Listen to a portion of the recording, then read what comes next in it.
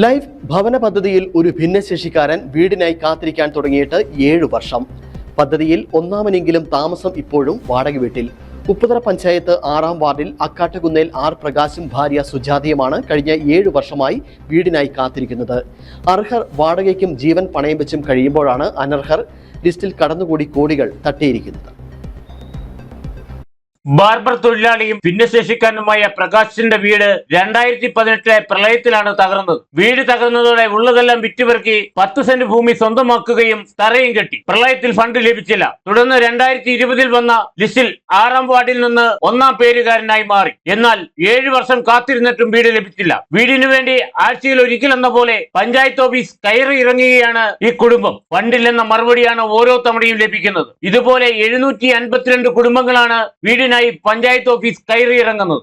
6-ാം വാർഡിൽ 1-ാമത്തെ പേരാണ്. അതിലോട്ട് എനിക്കിപ്പം പഞ്ചായത്തിന്റെ സർക്കാരിന്റെ കഴിവുണ്ടായി എനിക്ക് വീട് വേണം, ഞാൻ താമസിക്കുക. ഈ വാടക വീട്ടിലേക്ക് വരേണ്ട ഒരു സാഹചര്യം, വാടക വീട്ടിലേക്ക് വരാനുള്ള കാരണം ഈ താമസിച്ചിരുന്ന വീട് ഇടിഞ്ഞു പോയ കാരണം താമസിക്കാൻ തൽക്കാലം ഒരു വാടക വീട് ഇതാണ് പരിസര സാഹചര്യം അനുസരിച്ച് ഇവിടെ കിട്ടിയത്. എനിക്ക് 100% കിട്ടാൻ അർഹതയുള്ളവനാണ്. ഒന്നാമത് എനിക്ക് വേറെ വീടില്ല.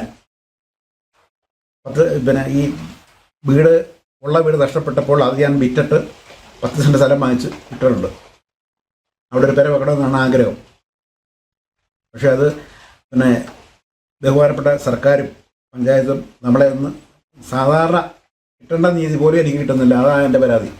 ഭിന്നശേഷിക്കാരനായ പ്രകാശും രോഗിയായ ഭാര്യയും മാത്രമാണ് ഉള്ളത്. ഭാര്യ ലോട്ടറി വിറ്റ് കിട്ടുന്ന വരുമാനം മാത്രമാണ് ഈ കുടുംബത്തിനുള്ളത്. 2000 രൂപ വാടക നൽകിയാണ് ഇവർ കഴിഞ്ഞ 7 വർഷമായി കഴിയുന്നത്. അർഹരായവർക്ക് വീട് നൽകാൻ നടപടിയില്ലെങ്കിലും അനർഹർക്കും ഇഷ്ടക്കാർക്കും പണം നൽകി തട്ടിയത് 1,14,00,000 രൂപയാണ്. കഴിഞ്ഞ ഭരണസമിതിയുടെ കാലത്താണ് ഇത്രയധികം രൂപ സർക്കാരിന് നഷ്ടമുണ്ടാക്കിയത്. അടിയന്തരമായി ഈ നിർധന കുടുംബത്തിന് വീട് നിർമ്മിക്കാൻ ധനസഹായം നൽകണമെന്നാണ് ഇവരുടെ ആവശ്യം. ഇതുപോലെ ദുരിതം അനുഭവിക്കുന്ന 100 കണക്കിന് കുടുംബങ്ങളാണ് ഉപ്പുതറ പഞ്ചായത്തിലുള്ളത്. KK Jayakumar, Idukki vision news.